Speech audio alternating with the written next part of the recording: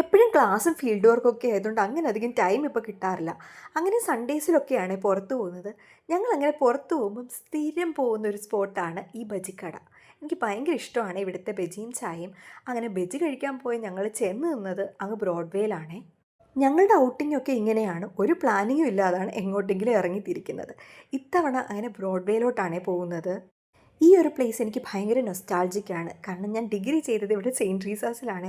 അങ്ങനെ ഡിഗ്രിയൊക്കെ കഴിഞ്ഞ് ഈ സ്ഥലത്തോട്ടൊന്നും അധികം വരാറുണ്ടായിരുന്നില്ല.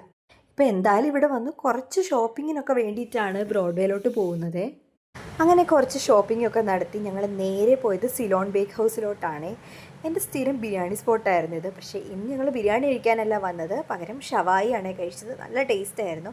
അങ്ങനെ ഷവായിയൊക്കെ കഴിച്ച് അടുത്ത ബസ്സിന് ഞങ്ങൾ തിരിച്ച് പോകാൻ പ്ലാൻ ചെയ്തു. കാരണം മെട്രോ സ്റ്റേഷൻ വരെ നടക്കാനുള്ള ആരോഗ്യമൊന്നും ഇല്ലായിരുന്നു. അപ്പോൾ ഞങ്ങൾ അങ്ങോട്ട് ബസ്സിനാണ് പോയത്. ഒരു 9-9:30 ആയപ്പോൾ ഞങ്ങൾ തിരിച്ചെത്തി. അപ്പോൾ ഇത്രയേ ഉള്ളൂ ഇന്നത്തെ വീഡിയോ.